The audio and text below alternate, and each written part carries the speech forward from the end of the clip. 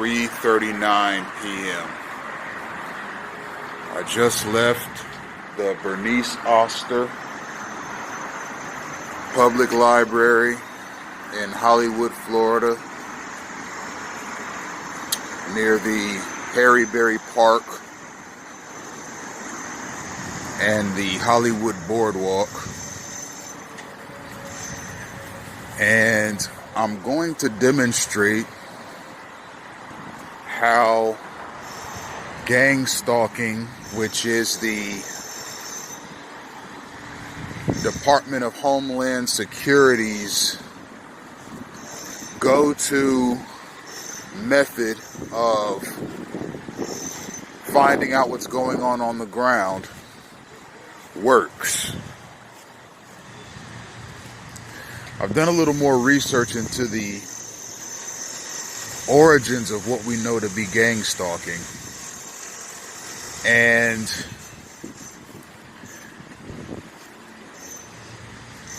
it's a federal law enforcement program that is very much subject to the DHS's idea of national security and how national security is to be obtained.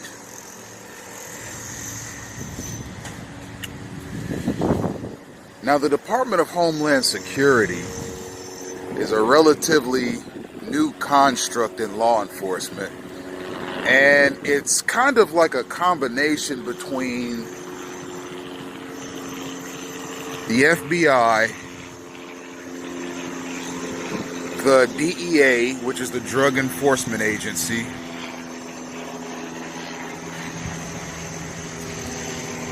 the ATF, which is the Bureau of Alcohol, Tobacco, and Firearms, the U.S. Marshals,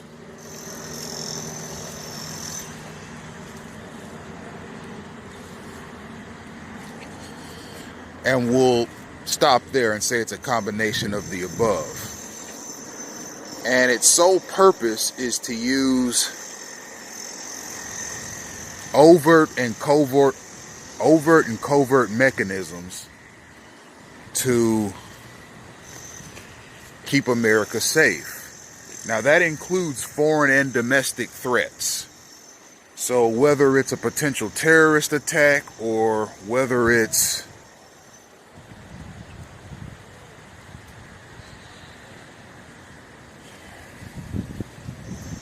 extremely pervasive narcotics distribution,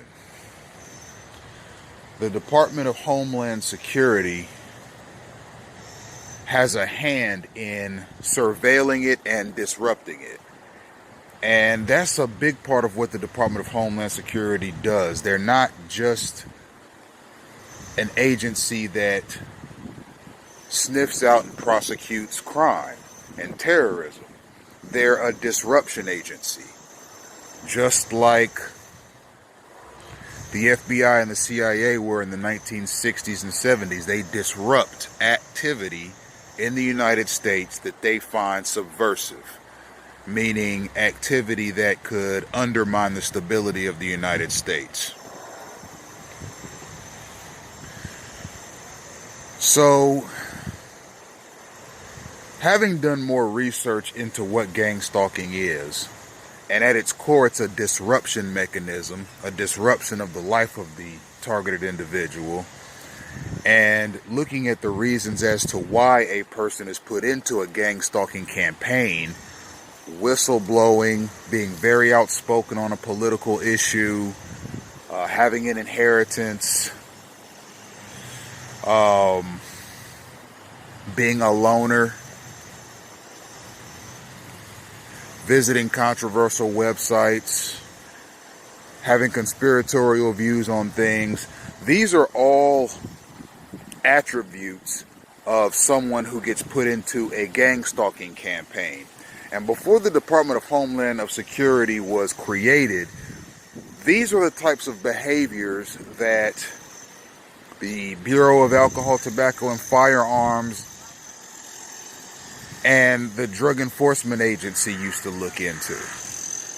But you see, the Department of Homeland Security now looks into those things, and some of the other federal law enforcement agencies that used to, I guess you could say, disrupt people and institutions have taken a back seat to the Department of Homeland Security. So I'm inclined to believe that there are corporations, churches, and various groups and institutions that either knowingly or unknowingly work with a program that the Department of Homeland Security has in place to disrupt the lives of individual American citizens that it deems to be subversive in any capacity to the stability of the United States. Now, I've said in previous videos, I am an opinionated person. I like to exercise my First Amendment right to free speech. I can't say I've ever blown the whistle on a corporation. I was told in October of 2018 that I had an inheritance. I've always been somewhat of a loner in my life. I've had many acquaintances that at one time or another I could say were friends, but for the most part, I've always liked to learn and grow by myself.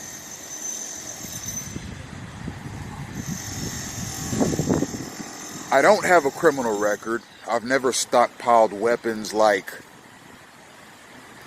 AR-15s, AK-47s, hand grenades, rocket launchers. I've never gone on a website that instructs you on how to make homemade bombs or IEDs.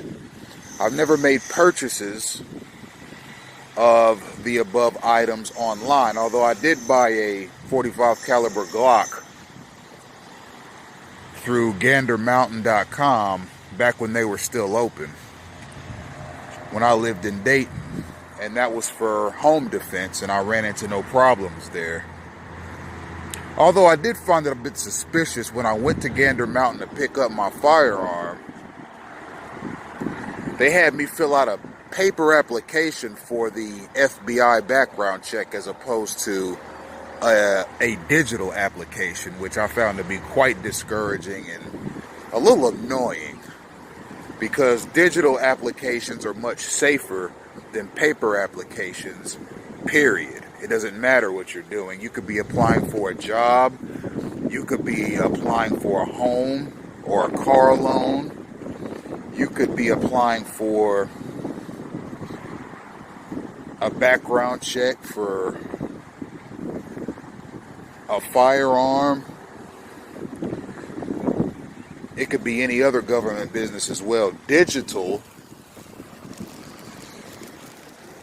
applications are and always have been safer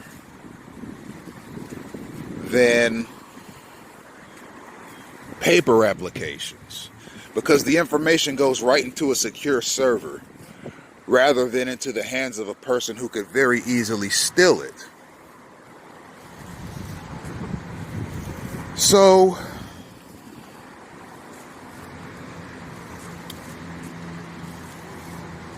anyhow, I have visited quite a few conspiratorial websites, but that's my right as a United States citizen to do.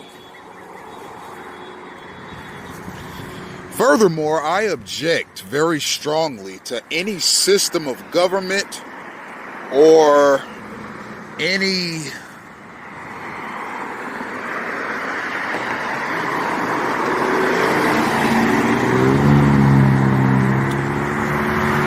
government program that enrolls, enlists, or otherwise places a United States citizen in a spying mechanism by matter of a law enforcement order without notifying that citizen. That is a direct violation of my constitutional rights. namely that right that guarantees me habeas corpus. I gotta know without a shadow of a doubt what I'm being accused of.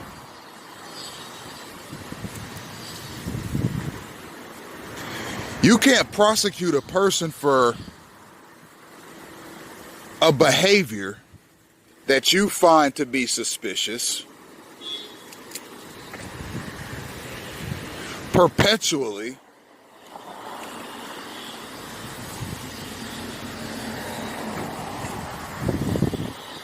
without telling that person what's going on. That's straight out of the Third Reich's playbook. That's straight out of Joseph Stalin's playbook. That's straight out of the Communist Revolution of 1917. Okay? That's straight out of Mao Zedong's playbook. Alright? That's straight out of the KGB.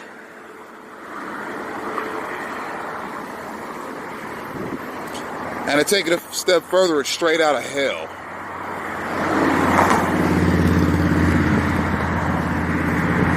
You want to use all of these resources and all of this technology to disrupt the life of a person that you find suspicious because of something they said, or a book that they read, or a website they visited, or because they're not as outgoing as you think they should be. They don't have as many friends as you think they should have. They haven't dated as many women as you think they should have dated. They don't have the kind of political views that you think they should have. So you, as a law enforcement body, obtain a secret court order and a secret warrant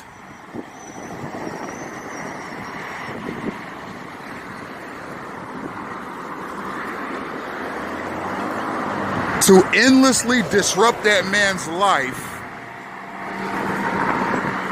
using all of your powers as a taxpayer-funded paramilitary unit.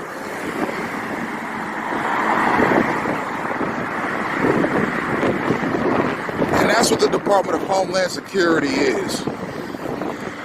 I don't know what wing of the Department of Homeland Security puts people in gang-stalking campaigns, but I'm talking directly to you.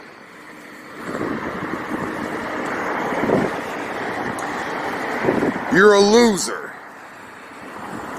You don't understand the U.S. Constitution, and you don't value the U.S. Constitution. You don't know what a patriot is, and you don't value patriots.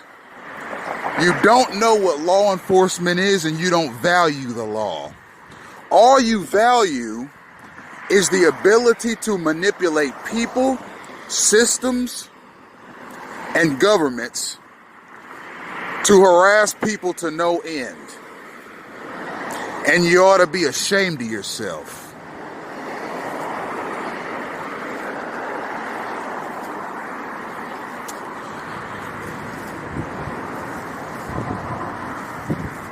What I'm going to do is, because I got 10 minutes left of recording, I'm going to make a right down Jefferson Street, and I'm walking up Ocean Drive now.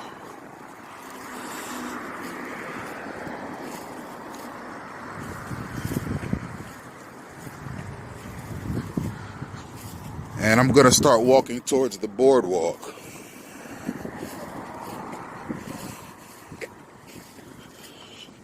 So we can get some more of this gang stalking caught on camera.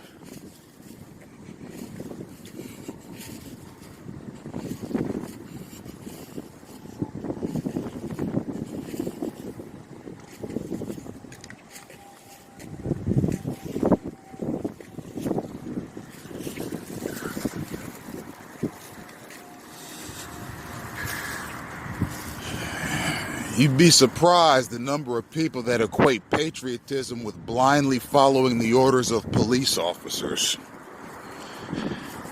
You'd be surprised how many people equate patriotism with blindly following the orders of any law enforcement body.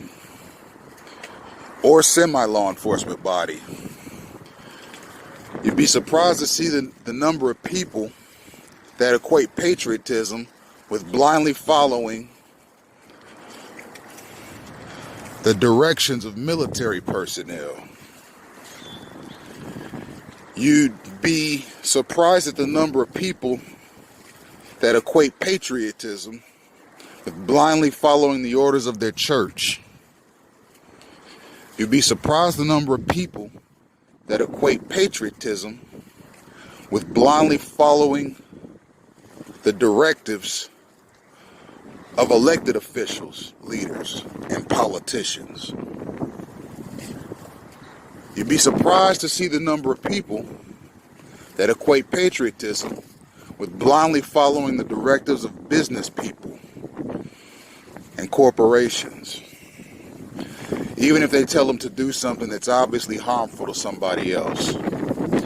Now, who knows what the motivations are for a person participating in gang stalking?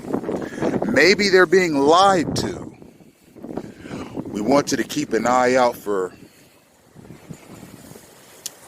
on this area at this time and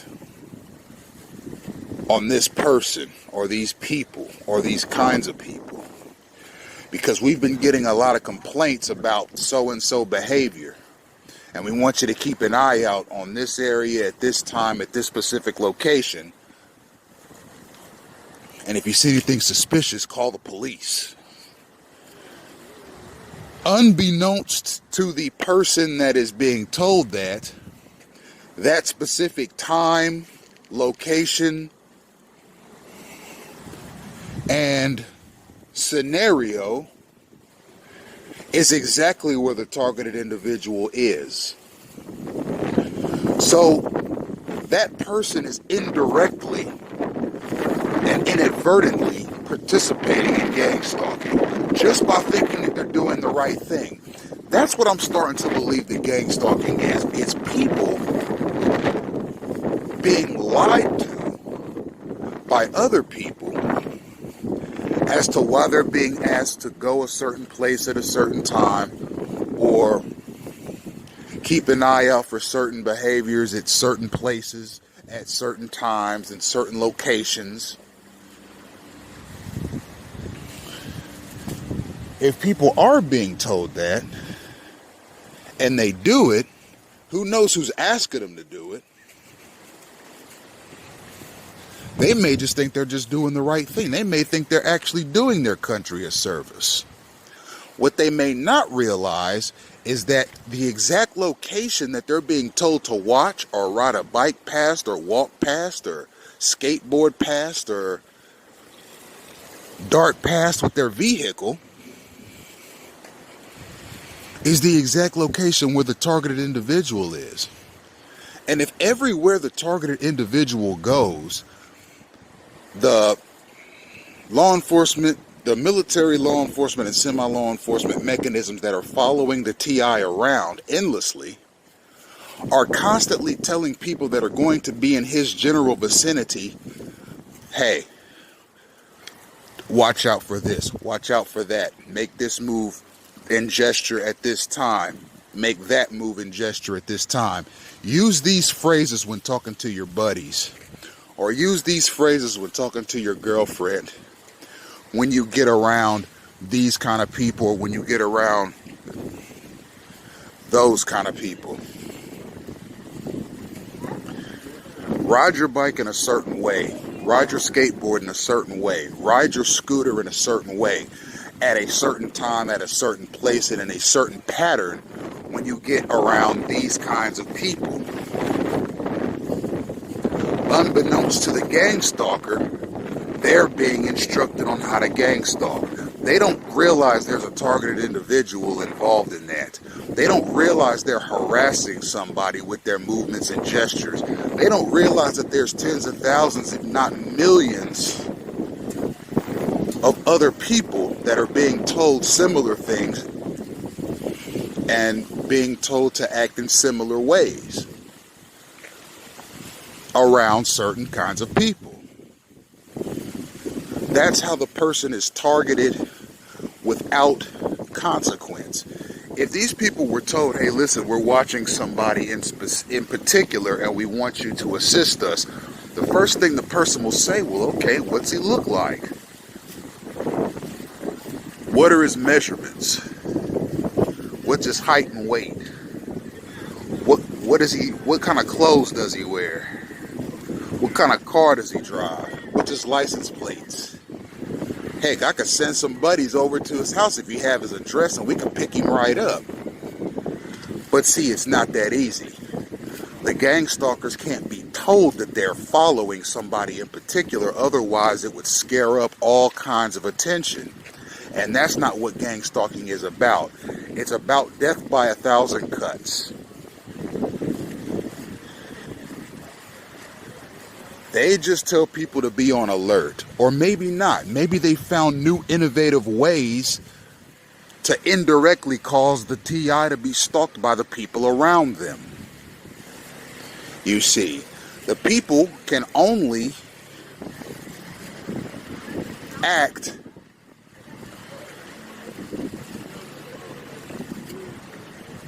as far as it makes sense to them.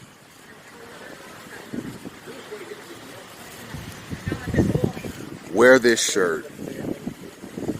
Wear your hair like this. Wear these color shoes. Go to this location. Sit down next to this person or a person that fits this description and then act this certain way or that certain way. That's it. And they follow orders, and it results in a person seeing the same thing over and over and over again by different kinds of people. And it really gets disruptive when the police get involved, and they are very much involved. I'd like to direct you to my Gang Stalking in Action Part 2 video, which is on Twitter in the Moments section. Gang Stalking in Action live video series Part 2, where gang stalkers were instructed to call the police and say that a black male fitting my description was running around the grocery store with a pistol in my hand. That call was made to get me killed, because when a police officer hears something like that, they immediately go into combat mode. So I encourage you to watch that entire video. The police encounter is on it, and the commentary is very revealing. And I very much encourage you to watch that. You see, somebody might have not described me personally, but somebody described a person that was close enough to my description to where the cops were going to pull me over as I was walking, thinking that I had a gun. So I was indirectly gang stalked there, and the police were part of it. They were used like pawns, just like all gang stalkers.